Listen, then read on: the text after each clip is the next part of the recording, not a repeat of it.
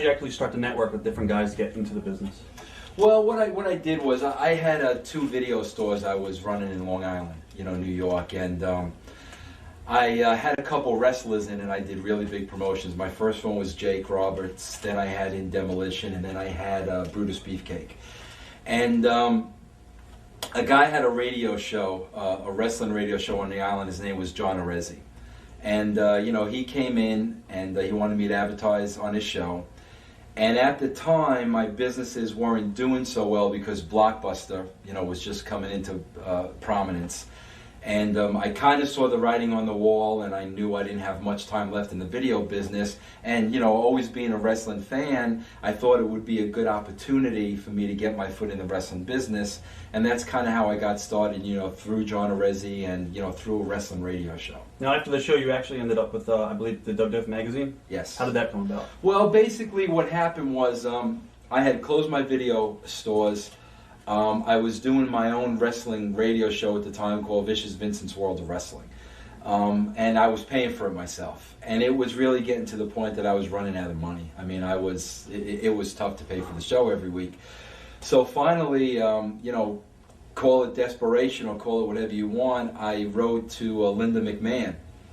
And I kind of knew that you couldn't write to Vince McMahon because, let's face it, you knew he wasn't going to look at his mail. Right. But I figured if I write to Linda McMahon, maybe I have a shot. I wrote Linda a letter. I let her know what I was doing. And next thing I know, she gave me a call and she contacted me. And I started freelance writing for the WWF magazine. How did that work out? I wrote about a story a month. I mean, they paid me about $150. And, it was really, it was a good experience. It gave me the opportunity to meet some of the guys. To learn the wrestling business a little bit more from the inside. So, I mean, that was a good experience. Who actually were some of the guys that maybe took you on the side and said, this is the way it's done around here? Really nobody. I mean, as a freelancer, I was an outsider. I mean, there was no question about it. So there was nobody who really did that until, once I started full-time and once they saw me, around all the time. Now, was Kevin Nash responsible for helping you get a booking job there? Or that's what did he help you in any way? No, okay. Not really. No, not at all. Okay. No. How did you actually get into the writing aspect of WWF shows? Well, see, that's what a lot of people don't realize, and I think it's part of the reason the WWE is having problems with the writers right now and where it is, because when I started working, keep in mind I started as a freelance writer. Okay, from freelance writer I became editor of the magazine. From the editor of the magazine I became the we did the Raw magazines, right? And I had 2 magazines under me. From there, what I started doing was I started writing the promos for the guys for the house shows. I mean, I would literally sit at my computer and I would write 100 promos from everybody from Shawn to Brett to Goldust, everyone being different. From there, Vince had this Goldust character, which I really helped him develop. I mean, a lot of that stuff was mine. From there, I started writing their on-air interviews. So it was really, step by step by step by step and really learning every aspect until finally, having the opportunity to write the show. What wrestlers were most receptive to some of your ideas when you first started? I'd have to say, I mean, the 2 guys I probably worked with the most was Shawn and Dustin Rhodes as Goldust. I mean, those characters, I wrote a lot for, I worked very closely with, and it was probably those 2. Was anybody difficult to deal with in the WWF? It's hard to say difficult because nobody was really difficult, but Steve Austin, at times that was a challenge, only because you never really knew what Austin you were going to get. I mean, there were times when Austin was a great guy and it was fun, and there were other times when maybe he didn't like so much what you had booked or what his promo was going to be, and he could have been, challenging at times. And I'd say that was probably the greatest challenge, only because you really didn't know who you were going to get every time. Now, when you were writing the promos, did somebody approve of the stuff that you wrote, or was it basically you had the bottom line, or was Vince always the guy who would... Well, early on, definitely everyone went through Vince. I mean, there was no question about it. But, the longer I did it and the more I worked with the guys, I was basically writing for him. Now, at this time, how was Vince like to work with him? How was he? How'd you guys get along? No problem. I mean, the thing about Vince that people don't understand is, well, they do understand. I mean, he's a workaholic. And I mean, there were many times when I would pull into Titan, towers early, and his car would already be there, and he'd always be the last to leave. So, when a guy works that hard, it makes everybody else that works for him want to work that hard. So, I mean, his work ethic was second to none. Now, before you actually went to WF, is it true that you almost went to WCW at all? Well, no, actually, while I was working with the WWF, I had some talks with WCW, right about the time of the NWO stuff. And that's where Kevin, Nash, who was a friend of mine, was over at WCW. Right. There was some contact. There was a call with Eric Bischoff. Him and I had a conversation, but it never went anywhere from there. What was it like working for Bill Watts for a few weeks? I think it was late '96 when he came in. I loved working for Bill, and if it wasn't for Bill, I would have never got the opportunity to write. Because the bottom line is, at the time, as far as the writing goes, there was a lot of politics. I mean, it still exists today. But basically, when Bill Watts came in, him and I sat down, had a few conversations. He liked me. He liked what I saw.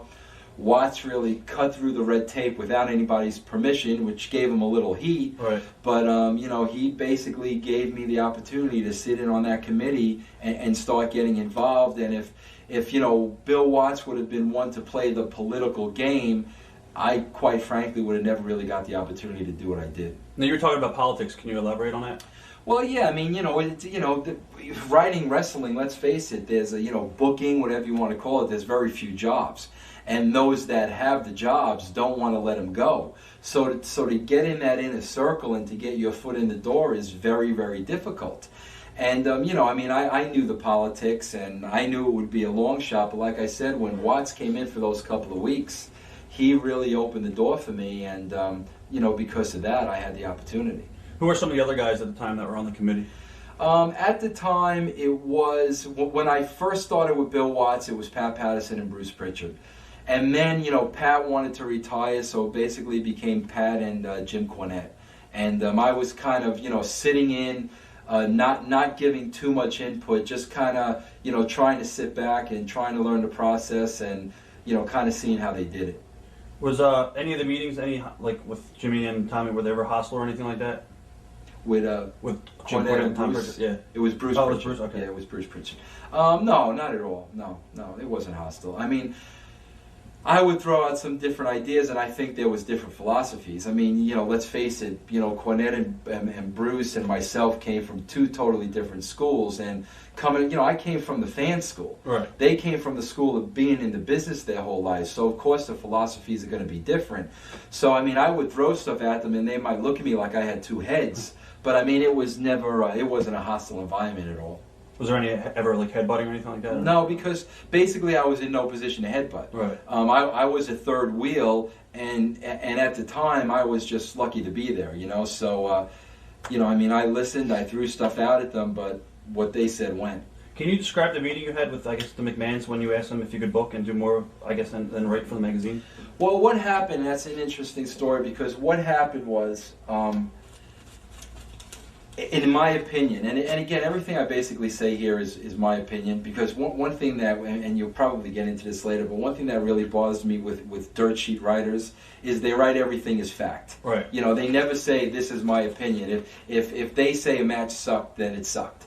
This is my opinion. The WWF product, I felt, was horrible at the time. I mean, I'm talking about the days of T.L. Hopper, the Goon, Who, those characters. Right. And I got to be honest with you, as a wrestling fan, it was hard to watch. And it was more hard to watch being a part of the company. Because, finally here I was, a lifelong wrestling fan. I had the dream job. And I'm watching this product that, I just felt wasn't up to par. So basically, that's when the WCW was kicking off the NWO angle, which I was watching and which I knew was hot. Right. And I knew it was the cutting edge, and I knew they were really onto something with that reality base. And that's kind of when I had a conversation with Bischoff. So now basically I was at a position where I knew I could help the WWF. I knew what they needed to do, and what they needed to do was simple. It wasn't brain surgery. They needed to get up to speed with the times.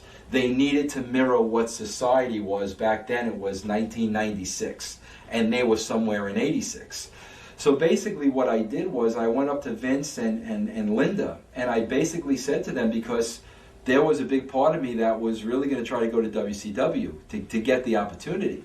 And I basically said to them, look, I said, if you think I'm just capable of writing the magazine, that's fine, but I need you to tell me that. Right. Because I kind of needed to know where I stood, you know? And basically, they didn't tell me that. And I kind of left the door, the office, and the door was still open. Then, this was a weekday. The following Monday, well, you know, we had a Raw show, and I don't know if you remember it or not, but it was a show where we were shooting in the United States, and we had a different announce team overseas. It was one of the worst shows I ever saw. And the rating came in, and it was a 2 something, and we were in bad shape. And Tuesday morning, I was in my office, you know, getting ready to do my magazine stuff, and I got a call from Vince's assistant, who said Vince wanted to see me ASAP in his office. Now, I had meetings with Vince, but never Vince wanted to see you ASAP, so I had no idea what this was about, you know. So I go up in Vince's office, and you know, around the table there was Shane McMahon, there was Patterson, there was Bruce Pritchard, there was Cornette, and there were a couple of other people. And Vince had the WWF magazine in his hand, and I'm sitting there, and I mean, I'm just thinking, what did I do? I mean, because I'm, you know, to get called up to the boss's office, he's got the magazine, he's got all these people there. I'm like, I'm thinking I'm in deep shit, you know. Well, basically what Vince did was he took the magazine, threw it down on his desk, and said, this is what the show needs to be. What's in this magazine? And basically, I mean, I was shocked. I mean, I could tell you right then, I wasn't loved by everybody in the room, because, I mean, for him to do it in that kind of environment probably wasn't a good thing for me. Right. But I felt that, you know, Vince knew that some kind of a change needed to be made. And, you know, he was a guy, you know, with fresh ideas that, you know, wasn't afraid to speak his mind, that, you know, could perhaps throw some stuff on the table. So basically, you know, Vince threw down a magazine and said, this is what it needs to be. And, you know, at that point, I more or less started writing TV with Vince. What was the reaction of the other writers in that meeting? I mean, they weren't happy. I mean, you know, let's face it. Again, you're talking about Pritchard and Cornette. And at the time, Pritchard wasn't writing television because he stepped up into J.J. Dillon's role. But, you know, Cornette was writing TV. And again, you know, these were guys that were in the business their entire lives. And here was a guy that was the editor of the magazine and had been working there for maybe 2 years. I mean, I understood how they felt. But again, it was, you know, the bottom line is it was Vince's company. Vince was the boss, and at the time it was his call, you know. Do you think Vince actually followed his product back then, as far as, or do you think a lot of people were in his ear? Do you think Vince knew he was out of touch? Or do you think it took someone like yourself to tell him? I think Vince knew he was a little out of touch, but I also think that, again, this is my opinion, I don't think that Vince liked the fact that nobody was telling him. Because everybody, in my opinion, was telling Vince what he wanted to hear. And I think Vince, I know Vince was smart enough to realize that's not what I need. You know, we've got a problem here, and this number is going down on a weekly basis. We need to turn this thing around. So, I mean, I think Vince was smart enough to realize what he had around him and maybe what he needed around him. What ideas did you give Vince that really opened up his eyes to your writing talent? You know, again, I go back and I say it's not rocket science, okay? And the one thing that, you know, I felt strongly was we were doing a product that was 10, 20 years ago.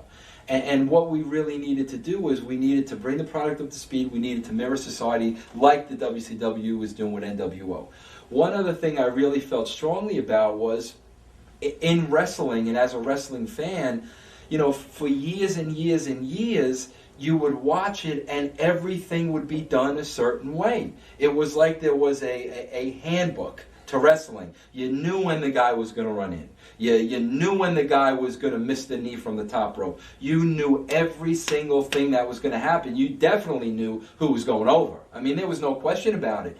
And basically, you know, what I first said to Vince was, Vince, throw away the handbook. I said, let's go the other way. I said, let's get away from what people are expecting and what they've seen for the last 20 years, because once you start going the other way, now they don't know what you're going to do. Once they don't know what you're going to do, that's how you hook people to watch every single week. So when we would get together and sit down and watch the television, we knew traditionally how this story was going to end, and what we made a conscious effort to do was go the other way. And I mean, after doing that for weeks and months and years, now you had everybody hooking onto your product because they had no idea what the WWF was going to do tonight. And it was really, it was that simple. What were some of your first angles that you did?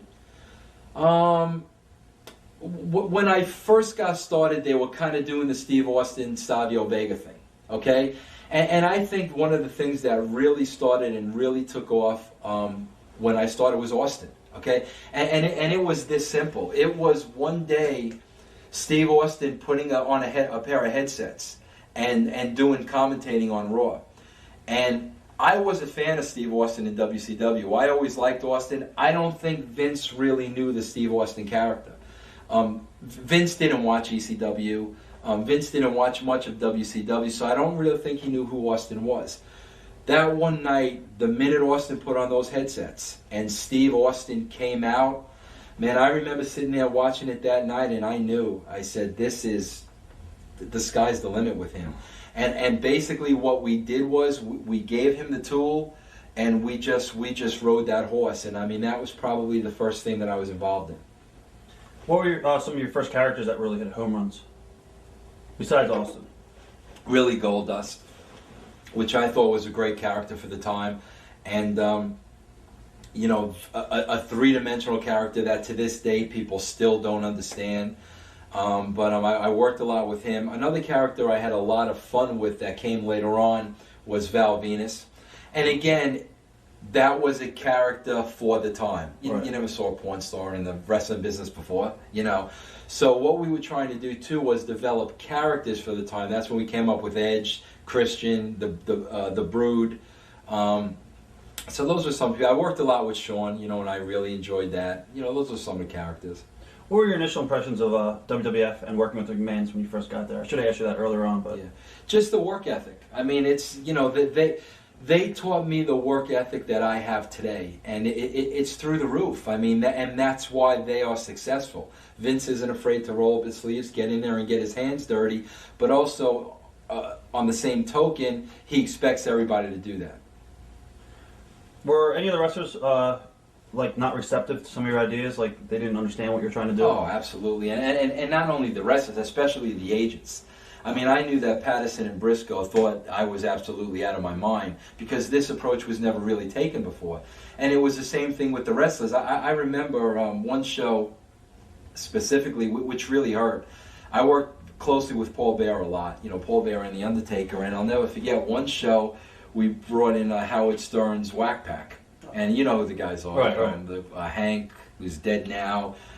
We brought them all in, and I'll never forget, we paraded them out there, and they walked in front of Paul Bearer. And, you know, Paul turned to me and said, he looked at me and he says, you know what? He says, you just spit in the face of everybody in this business. Which really broke my heart. I mean, it really hurt coming from somebody that I really respected. But basically what happened was, you know, week by week by week by week, when the agents and the boys and everybody saw those numbers going up, and I mean saw where we were and where we were getting to, I mean that's when, you know, everybody got on board and everybody knew that we were onto something. But, you know, early on, I mean these guys thought I was out of my mind. What were some of your first goals and booking philosophies when you first started getting power? What do you mean by philosophies? As far as, well, you kind of explained one part of it, how you wanted to change, you wanted to be, you know, not the obvious. What were some of, I guess, your first goals? My first goals, I mean, again, like I said, when I first started, the rating was a 2 something, and my goals were really to, you know, do whatever we had to do to get people back interested in the show, to make people want to watch the show. And, you know, if it was Shock TV at the time, it was Shock TV. I mean, it was, you know, again, it was, we had to get eyeballs back on the show, and not only back on the show, but back on wrestling in general, or else the entire industry was really headed for trouble at the time. Is there any guys that you pitched ideas for and you thought that they'd get over and they didn't really get over? Any talent? I mean, offhand, I really can't think of it. But again, that's not me taking credit for every idea I had. It was a great idea. That was basically what I used to do, is sit down with the talent, get to know them, and spend a lot of time with them. And in doing so, you would see something in the talent that was real, that was them. And then all you would do is you would take that and magnify it a million times over. Right. And that's what would get them over. Because the bottom line is, again, you talk about philosophies.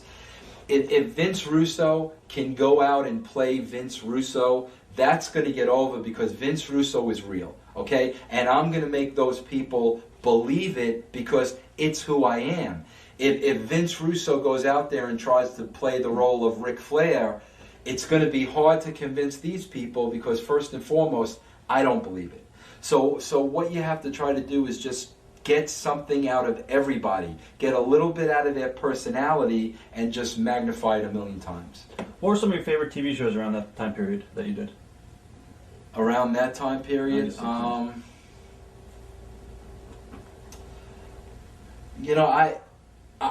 probably more of an old school TV guy. And I mean, the thing that I really, really loved, and I mean to this day in watching television, is just good dialogue. The traditional wrestling promo of me kicking your ass, I'm kicking your ass, and to me, that insults my intelligence. I mean, to me, when wrestlers talk, and when there's promos and when there's interviews, they should talk like they would talk in real life. I mean, that's what got Rock over, that's what got Mick Foley over, that's what got Steve Austin over, just going out and being yourself and talking. So, I mean, in watching TV, in watching movies, I mean, the thing that I always look for is the good dialogue and the storyline, which really keeps me off balance. How's The Rock to work with? He's phenomenal. I mean, just, I said it then, and I'll say it now, and I think I'll be saying it another 10 years from now. There will never, ever, ever be anybody in the history of this business that will reach the success of The Rock. And the difference being, this guy has everything. I mean, can do it in the ring, the personality, but the one thing he has that a lot of them don't is intelligence.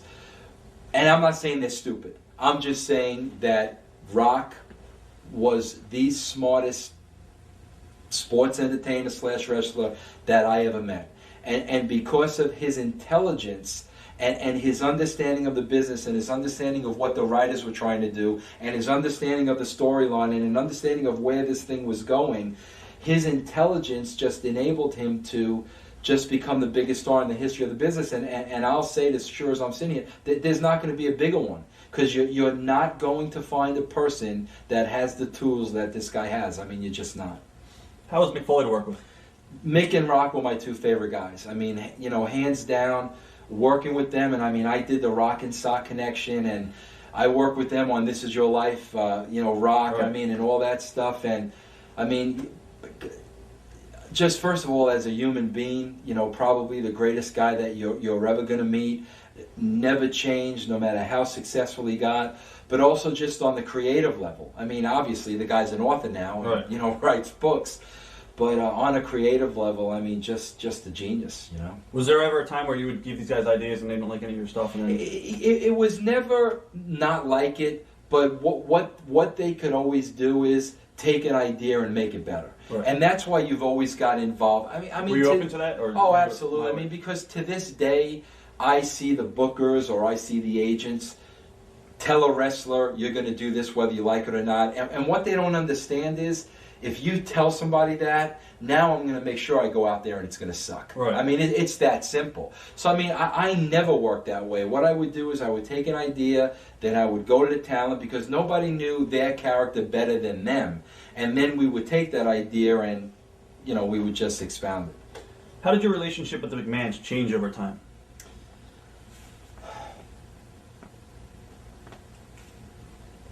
Well, I don't think it really changed, because if anything changed, it was probably me. And by that, it goes back to what I said earlier, the work ethic. when I was working for Vince, and I mean, there was a long time there when I was his right-hand man, it was 24/7. I mean, there's no question that Vince McMahon came before my family, came before my wife, came before my kids, no question about it. And that was my choice, because at that time, I was on such a mission and so driven by this goal to turn the business around that my family and everything came second. Well, after doing that for a couple of years, you're going to reach the point of burnout. And when you reach the point of burnout, now mentally and physically, you start breaking down. And now when you start breaking down, you start looking at things differently. So my relationship with them never really changed, but I changed, which forced that relationship to change. Describe a typical writer's meeting in WWF. It's simple, and again, it's like I look at it now and just what I read on the internet and what I hear and the way it's being done, and the problem is it's too confusing right now. This is how it used to work, and it used to be real simple. When Ed Ferrara came on board, who was a great guy to work with, you know, we had our differences, but very creative guy. Basically, we would come back from television, Ed Ferrara and myself would meet at my house, okay? We would have Jerry Springer playing in the background, because there was a time in Connecticut when Springer was on from like 10 in the morning to 3 o'clock in the afternoon straight through, okay? Ed Ferrara and I would sit down and come up with the storylines for every single character on the show. And I'm not just talking about Austin and The Rock, I'm talking about D'Lo Brown, I'm talking about Edge, I'm talking about Christian, everybody. For every character we had a story. So when we left my house, which was probably, you know, 8 hours later, we had a story for everybody. The following day, we would now bring everything we had and go to Vince. We'd go to Vince's house. We'd go to Vince's house, we'd lay out everything we had. This is when Vince would throw his 2 cents in, change this, change that, tweak this, tweak that. Once I got all that information, I would go home by myself, sit in front of the computer, and write that show. That simple. Today, it's committees, and it's a committee for Raw and a committee for SmackDown, and they're making it much more difficult than it is. The bottom line is, first of all, in this business, committees don't work. Because what happens is, me and Ed would sit in a room, there's 2 people going back and forth, okay? Now, when you have 5 or 6 people in a room, you have to listen to 5 or 6 people's opinions. Now, that's not a bad thing, but what it does is it cuts back on your time. So now, we may be 10 hours into the meeting, now maybe we didn't get to D'Lo. Okay, now maybe we didn't get to Edge and Christian. Now maybe these guys get lost in the shuffle. So basically, again, it's not rocket science, and the simpler it is, the more successful you're going to be. Did you try to book pay-per-views, I guess, with the same format as the TV shows, or did you try to book them differently? We tried to book them a little differently. We tried to make sure on pay-per-views you got more wrestling, because we knew that for the pay-per-view people were paying for the matches. We had built up for 4 to 6 weeks. So we tried to have a little storytelling, but definitely more wrestling in the pay-per-views. How did the addition of SmackDown affect your work schedule? That was kind of the beginning of the end for me, because you know, I was writing Raw, and it was a full-time job, and I was thinking about Raw 24 hours, 7 hours a day. That's all I thought about was Raw, because my philosophy was I wanted to make one show better than the last, and better than the last, and better than the last. When all of a sudden this SmackDown was thrown at me, which I never saw coming, I wasn't involved in the early discussions, I knew nothing about it. I basically was told now there's a second show. When I was told now there was a second show, it was very, very difficult, because I knew of the time that I put in the one show. And now we had to split that and put it into 2 shows. So my first concern immediately was, well, now you're going to water down Raw. Because now, in the same amount of time, you've got to come up with another show that's equally as good. So, I mean, that was my main concern. And, of course, it doubled my workload, which added to the burnout at the time. Did you think it was a good idea, or did you think it was a bad idea? I thought it was a bad idea. I thought it was a horrible deal when WCW started Thunder. Right. I really thought that was the beginning of the end, because I knew how difficult it was to write 2 hours of television. Now you're looking at writing 4 hours of television. I mean, when they first came up with Thunder, I mean, my opinion, I thought it was a terrible mistake. When SmackDown actually started and got off the ground, you were pretty much, were you writing for that as well? Or? I was writing both shows. I mean, I was doing, you know, I was doing Raw, I was doing SmackDown. Did you ever say to Vince, it's too much, it's going to affect the... No, and I never did, and I probably never did because I had too much pride, and that was kind of my fault. And, you know, like I said, I definitely started getting burnt out more. But again, it was a situation where I had nobody to blame but myself, because if I would have asked for help, I probably would have gotten help. But you got to understand, you know, at the time, I was treating the product and I was treating the characters like they were my babies. Right. You know, and to think of somebody else writing for Rock or somebody else writing for Mick, it's just, you know, it's like, you know, David Kelly, you know, all of a sudden somebody else is going to write Boston Public. It's, you get such a connection to it that you just can't let it go. So, I mean, I could have gotten help if I asked, but I never asked. How much editing did McMahon do of your writing?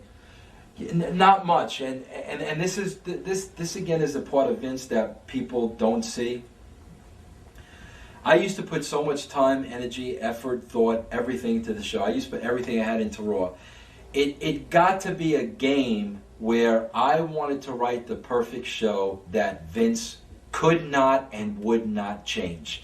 That was my challenge. Right. Okay. The thing that used to happen week after week after week is I would bring the show to Vince, okay? And this is the genius that people don't understand, okay? Vince would find the smallest things, the littlest tweaks, the littlest changes, the nuances, as he would call them, that would make something good absolutely great. And I used to sit there time after time after time just kicking myself in the ass. Why didn't you think of that? Why didn't you think that? But I mean, that was Vince's... I can't think of anything, but every week there was something. Every week there was always something that would make something good great. Now, I'll tell you, on the other side of that coin, and again, this is my opinion, I don't think Vince can take a blank sheet of paper and write a television show. I don't think Vince...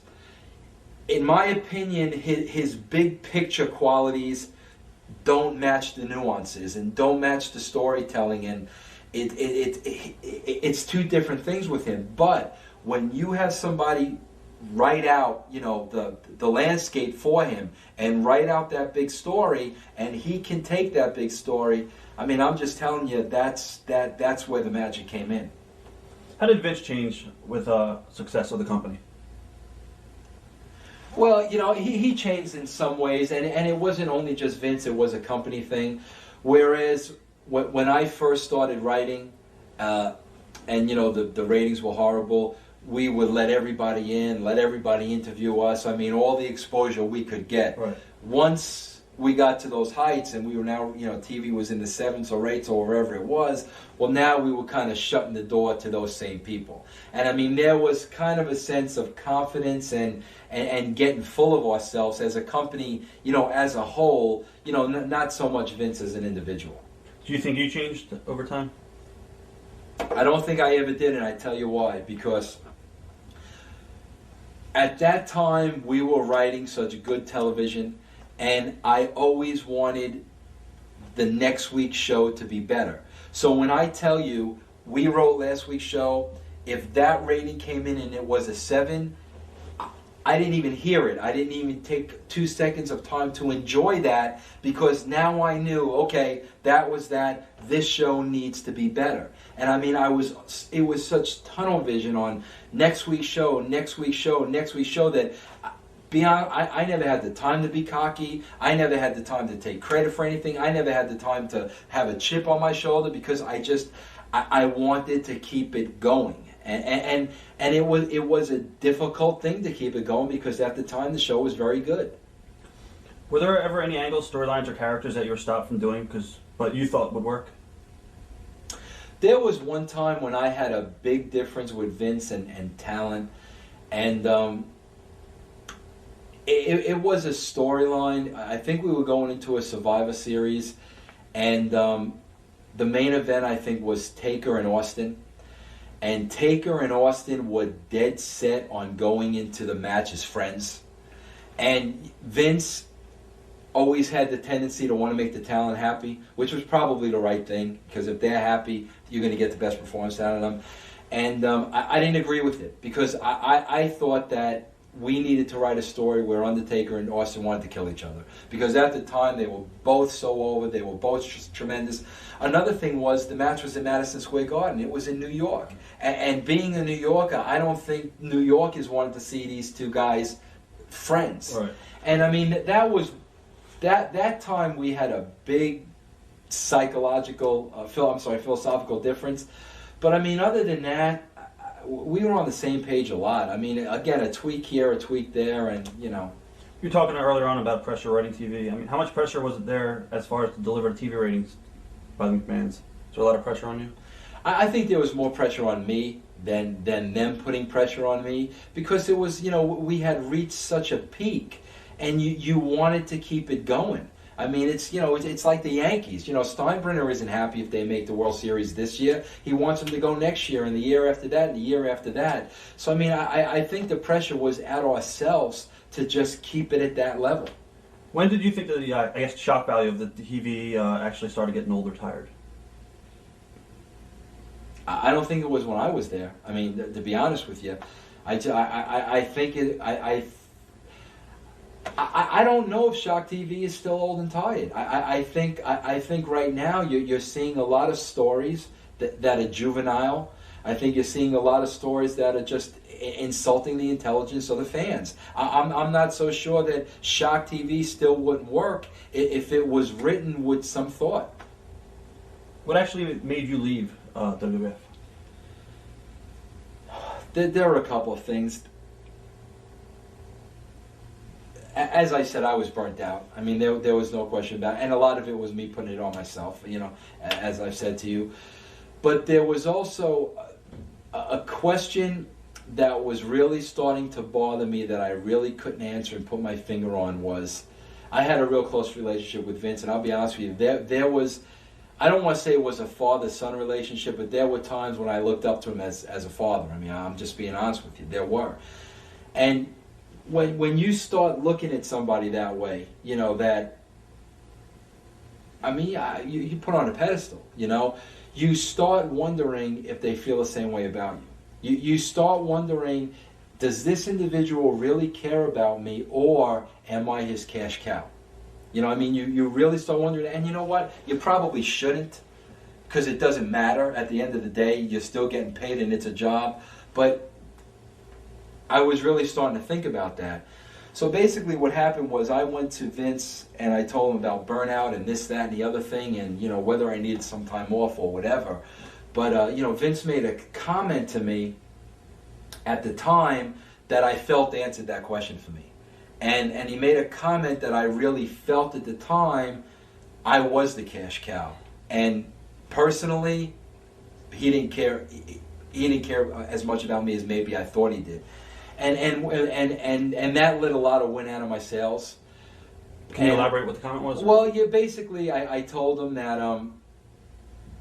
I wasn't seeing my kids anymore. You know, you got to understand now too. You know, I started this thing, you know, in my mid-30s.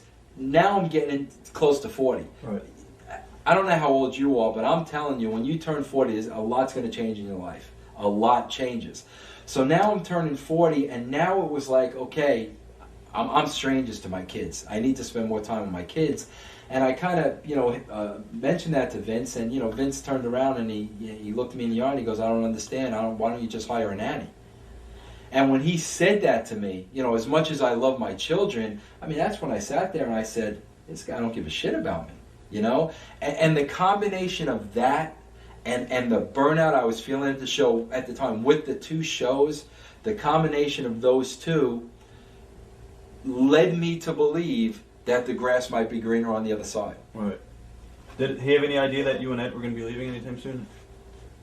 No, not at all, no. Why did Ed actually leave with you?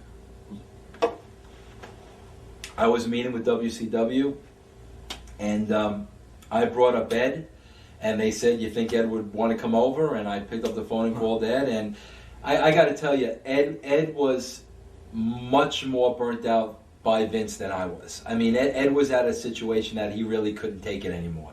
So, I mean, at the time, it was an easy decision for him. What were the reactions of the McMahons when they found out?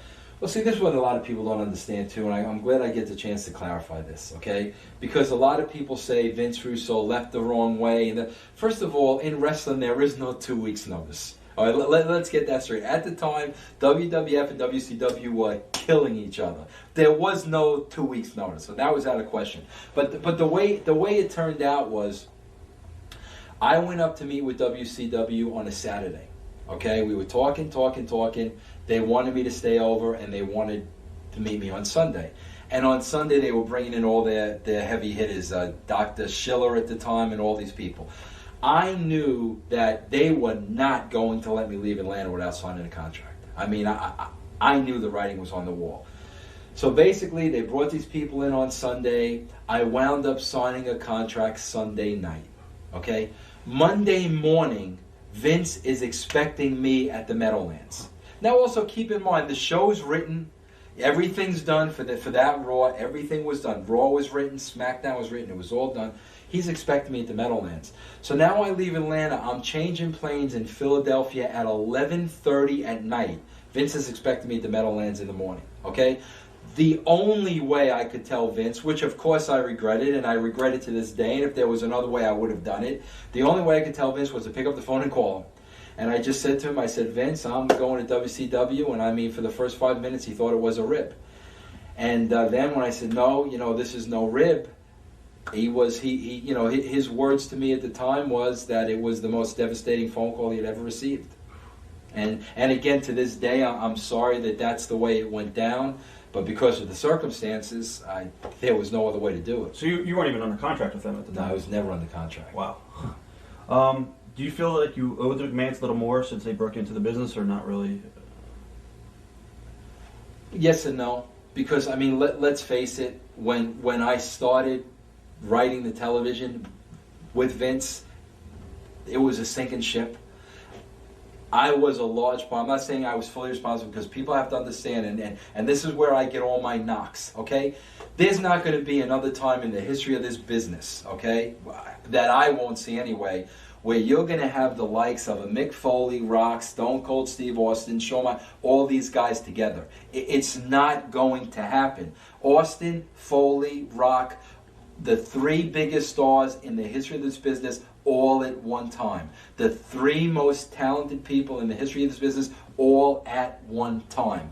All we had to do was give them the story, and they ran with it. So, yes, that had a lot to do with my success. But my point is, I had given the McMahons a lot. I mean, I came on board, it was a 2-something. When I said goodbye, it was an 8-something. I did owe them a hell of a lot more than a phone call, no question about it. But because the wrestling business is what it is, I didn't have that opportunity to do that at the time. What was the political scene and egos like when you left? Man, there really wasn't, because I'll be honest with you, early on, everybody screwed with me. I mean, a lot of people screwed with me. And basically, again, to Vince's credit, and this is where I owe him a hell of a lot, he basically said, this is the guy we're going with. If you're screwing with him, you're screwing with me. And once Vince made that statement, then everybody kept their mouth shut. And I was able to do what I did best. So when I left, there was really, there weren't any politics at the time. I mean, Vince and I were writing the TV. There were as little politics there at the time that I left that there ever was, my whole tenure there. How did you actually end up getting in contact with WCW? Did they call you, or did you call them? Or? No, I mean, I got to J.J. Dillon through a friend, and I kind of worked it. But I picked up the phone and called them. They didn't initiate it. What actually made you want to leave? Just the burnout, or? The burnout in that last conversation I had with Vince. Did you think that by going over to WCW there would be less work, or did you? Yes, yeah, because that was part of the deal. Part of the deal was I'd have a staff, and I wouldn't have to go to every Nitro, and I wouldn't have to go to every Thunder, which, knowing me, I probably would have went anyway, right. But it would have been nice knowing okay, if my kid had a game this week or something like that, I didn't have to go. So I mean, at the time with the negotiations, that was a big plus for me.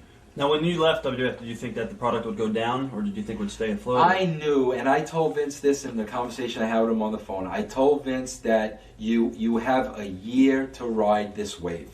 The momentum was through the roof. Everybody was in place. Everybody was on a roll. I knew you could ride that wave for a year. And I mean, that's why I felt that I didn't leave Vince high and dry. I mean, there was nowhere to go. And you know what? That was really part of my leaving too. Knowing, I really felt at that time this rating wasn't going to get any higher. There was no place else to go. I really felt that I had done all I possibly could do. So now, you know, I look at WCW, which was a sinking ship, and I'm saying, shit, you know, I have the opportunity now to see if I can do this all over again, and also to see if I can do this without Vince McMahon. Which again, to me, a lot of it was about the challenge. Right. And I mean, that was a great challenge to me. So, you know, I knew he had a year to ride that wave, and I mean, they did. What do you say to your critics that say the only reason that Vince Russo and the WWF were a success together was because Vince overlooked everything and it wasn't Vince Russo? It's ridiculous. I mean, it really is. And what really bothers me about that is I sit here and I give credit to everybody. I mean, I told, you know, Austin, The Rock, Mick, these guys, the undercard guys, Taker, Shawn Michaels. I mean, these guys, I worked with a tremendous bunch of guys, okay? I sit here and I tell you the writing process and I tell you where Vince's genius came in, which week after week after week would just blow me away, the way that the guy can envision the things and see these things. So, I mean, I've always given everybody credit, but for people to not turn around and give me credit, then they just don't have a clue to what the structure was and how the product came about. Did Vince try to get you back at any time before you actually? Well, you already signed the contract, Yeah. but did he try to say anything like, you know, I'll make it easier on you or anything? Or? No, I mean I signed the contract, and that was pretty much it.